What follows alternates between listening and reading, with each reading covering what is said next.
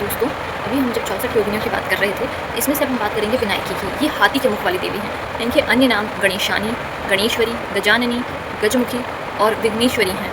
इन्हें मुख्यतः गणपति या विनायक की स्त्री शक्ति माना जाता है, इसलिए कई जगह इन्हें फीमेल गणेशा भी कहा जाता है। धार्मिक दृष्टि से तो ये गणेश तत्व की स्त्री अभिव्यक्ति हैं, परंतु ये भगवान गणेश की पत्नी नहीं है। गणेश और विनायकी जो हैं, इनका संबंध शक्ति और शक्तिमान के रूप में हम समझ सकते हैं। जैसे विष्णु की शक्ति वैष्णवी, इंद्र की शक्ति इंद्राणी, ब्रह्मा की शक्ति ब्रह्मांडी है, उसी प्रकार गणपति की जो शक्ति है उसे हम विनायकी के नाम से जानते हैं। इसका ये मतलब नहीं है कि विनायकी गणेश जी की पत्नी है। हाँ, कुछ लोकप्रिय परंपराओं में भले ही इन्हें गणेश की पत्नियां रिद्धि सिद्धि के समान माना जाता है, परंतु हिंदू धर्म में इनकी अवधारणा अलग है।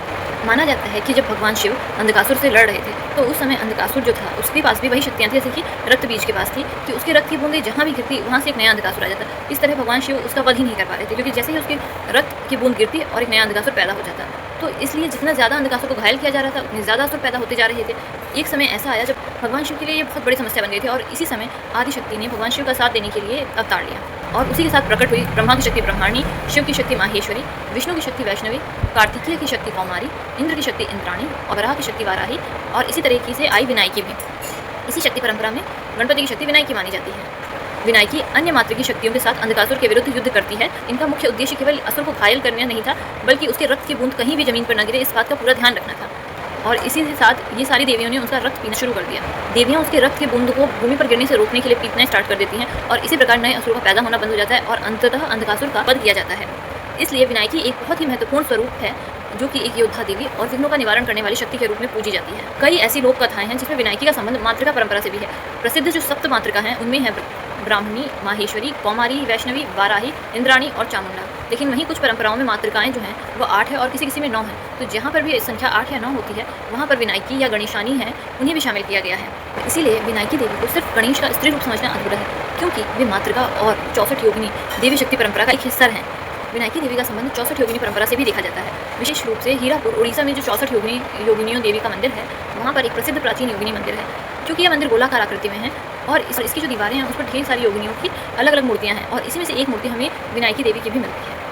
और कुछ परंपराओं में उनका मूषक वाहन भी मिलता है। इस प्रकार उनकी मूर्ति में गणेश के प्रतीक और देवी के स्त्री स्वरूप का एक संयोजन दिखाई देता है, एक ऐसा मेल जो कि उन्हें गणेश भगवान की स्त्री शक्ति के रूप में प्रदर्शित करता है। भगवान गणेश की जो पत्नियां हैं वे रिद्धि और सिद्धि है, वहीं जो विनायकी हैं वह भगवान गणेश का स्त्री तत्व है। भारतीय दर्शन में शक्ति केवल पत्नी ही नहीं होती है, बल्कि शक्ति होती है किसी देवता का सक्रिय या फिर कोई सृजनात्मक शक्ति, जो कि उनका स्त्री तत्व है। इसलिए गणेश जी को पुरुष तत्व में विनायक और स्त्री तत्व में विनायकी के रूप में देखते हैं।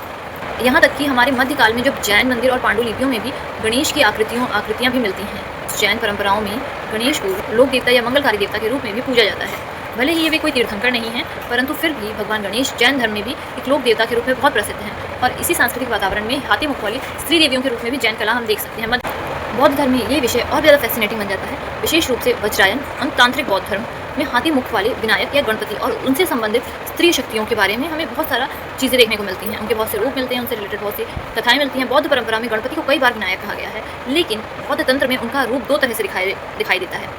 एक तरफ तो विनायक जो कि बाधा उत्पन्न करने वाली शक्ति, और दूसरी तरफ गणपति जो कि बाधाओं को दूर करने वाली शक्ति, साथ ही सिद्धि देने वाली शक्ति बताया गया है। यानी कि बौद्ध तंत्र ने गणपति के पहले से मौजूद भारतीय धार्मिक रूप अपने तांत्रिक फ्रेमवर्क में शामिल किया है।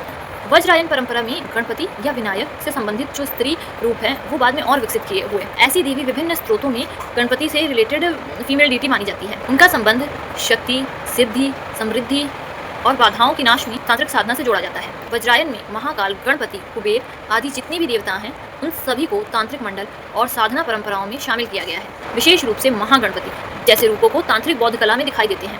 यहाँ गणपति का संबंध केवल विघ्नहर्ता से नहीं है, बल्कि वे समृद्धि, शक्ति, सिद्धि और तांत्रिक शक्तियों और संरक्षण के प्रतीक के रूप में भी देखे जा सकते हैं, और उनकी स्त्री शक्ति की अवधारणा इसी व्यापक तांत्रिक परंपरा से आती है।